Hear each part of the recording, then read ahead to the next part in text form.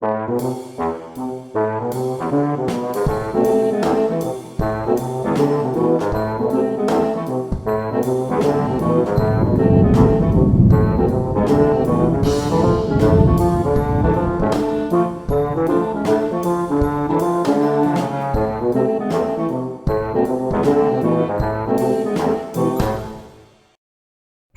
this is TimeRider, everybody, and you know, these aren't tacos, but it is Tuesday, so I had this twofer sitting in a folder, and I figured I might as well make a video and put it out today on Tuesday. The Indy Eagle is not that uncommon. You can find them all over the place. They're all made in Hong Kong, and therefore have blue glass. Came in 10 different colors originally, and there was 3 different colored interiors. Black, which is fairly common, champagne, somewhat less common, and white, I guess, is fairly rare.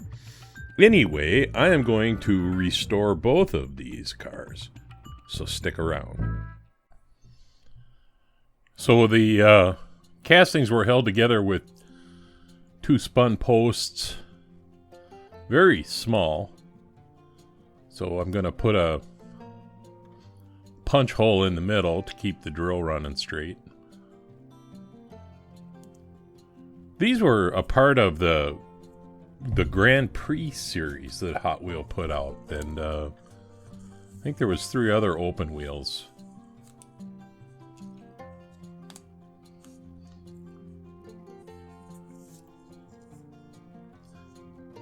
The Eagle was made by a company called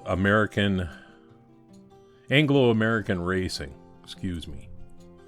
which was founded by none other than Carroll Shelby and a partner, funded largely by Goodyear Tire and Rubber. Originally it was going to be called All American Racing, but it was later changed because of the British component. They all, at least the ones that you're looking at here, ran Westlake 12-cylinder V12 engines. Alright, primordial ooze time.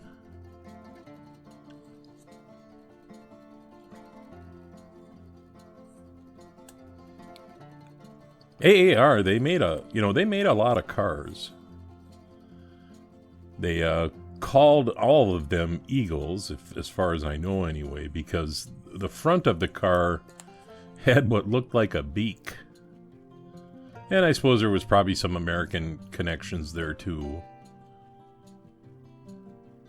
You know, the focus was to, the reason Goodyear got involved was because Firestone had such dominance in formula racing. They wanted to get their hand in.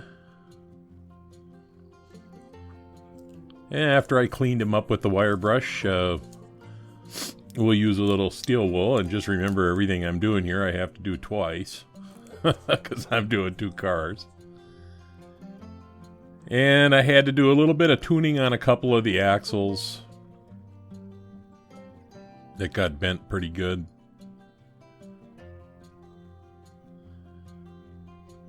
And I'm going to cut these tires off because, you know, everybody cautions about trying to remove them from those bearings, and I just took them at their word. Once it got done, we're going to throw the chassis into a little bit of crud cutter. Let them cook for a little bit. And I'm going to give these guys a little bit of a polish.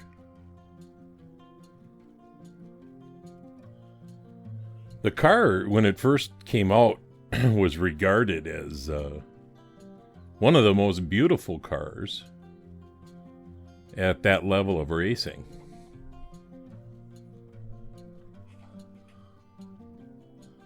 It didn't have much of a on-track success record, though. It really only won a single Grand Prix event in Belgium.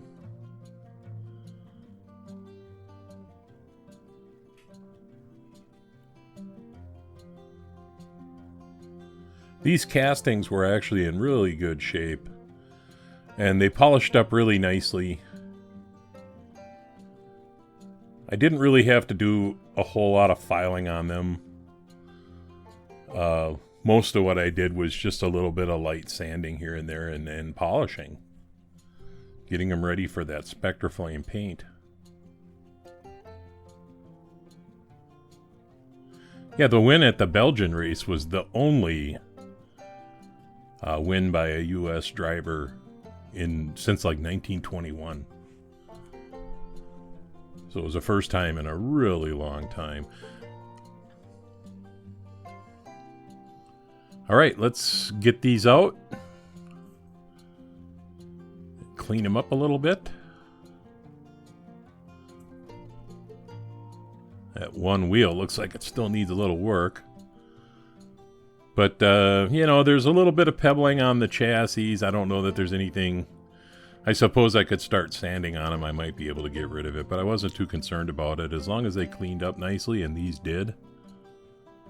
And they fit really nicely on the bodies.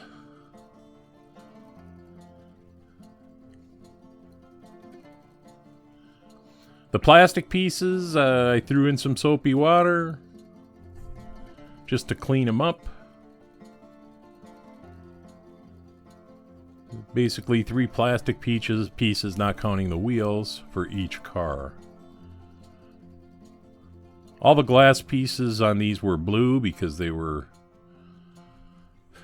only produced in Hong Kong. As I understand it, there was some clear glass in like the pre-release versions. The engine pieces I threw in brake fluid. I was going to get as much paint off of them as I could. And then I intended to paint them with just silver paint. So after I did do a little bit of, you know, sanding and such on the casting, not a lot, just a little bit, I'm going to give it one more polish here before I put paint on it. And as you can see, it's polishing up very nicely.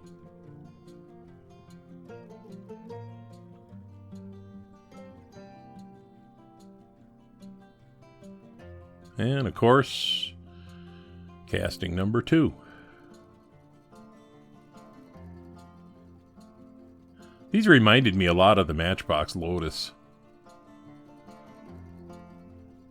Had a little bit better wheels, of course.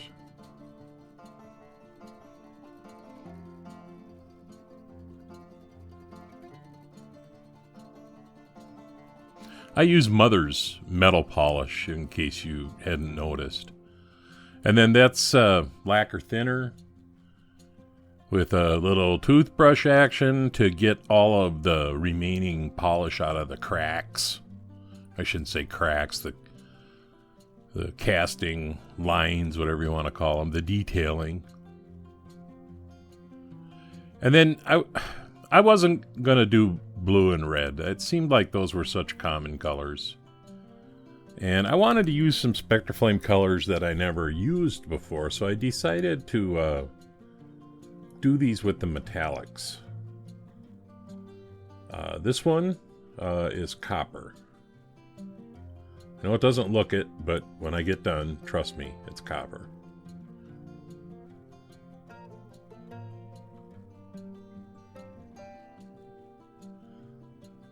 A little bit of a tack coat there.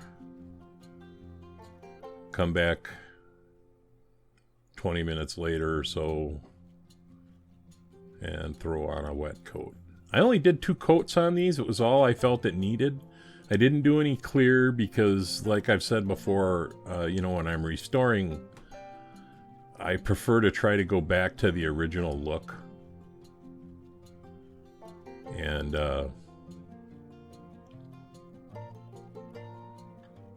there's the gold one.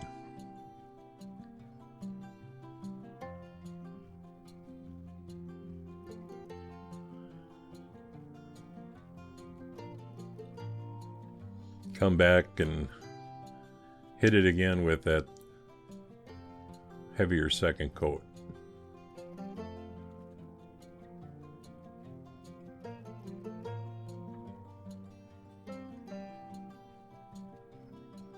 And I thought that they actually looked really nice.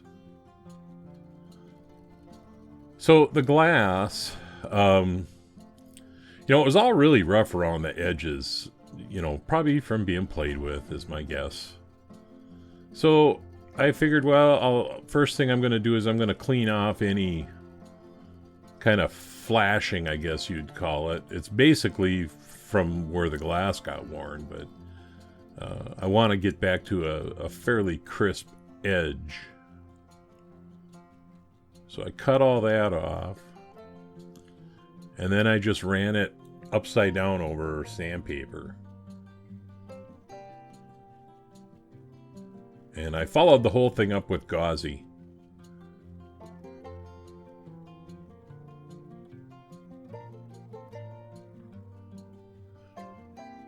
The wheels on these came from Bright Vision on eBay. They have good products. I buy a lot of stuff from the Redline shop, and I buy a lot of stuff from Bright Vision because I think they're both good suppliers, and you know, I vote with my dollars, so these are pretty good wheels. I don't want to scratch them up, so that's why I put the paper towel down. They were larges on the back and mediums on the front.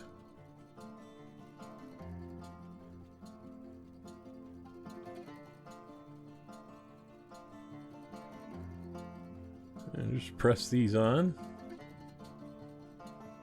And there you go. Those look pretty good, huh?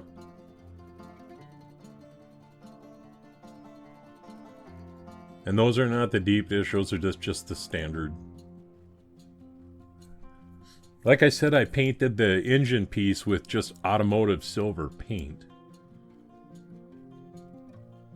And I'm going to put the whole thing together with super glue. So that's important to note, I guess.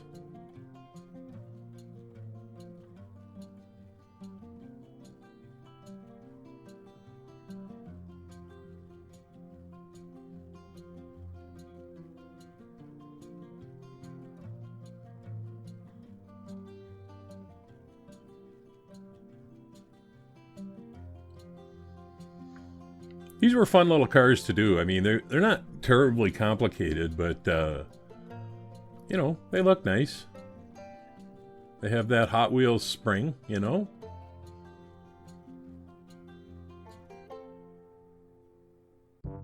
In case I didn't mention it before, these castings were sent to me by the Wilson family over in the UK. Steve and his family have been very nice to me over my years of doing this, a couple of years anyway.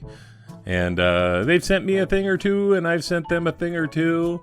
I was really happy to get these castings. Love doing these red lines. That said, let's see where I wound up.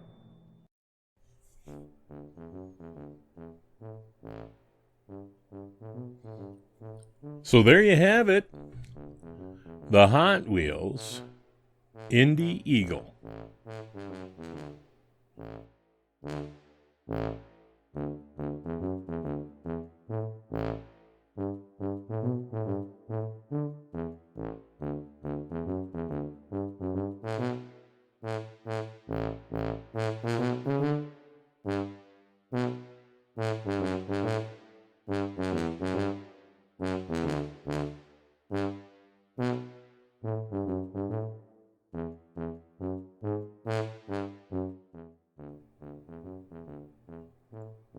Going to be an episode of The Bench following the video if you like that kind of thing.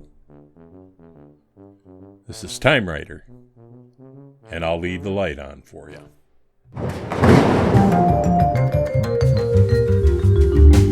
Thanks for sticking around for this edition of The Bench. So, coming up a little later this week, hopefully by Thursday, I'll be done with this Matchbox Opal.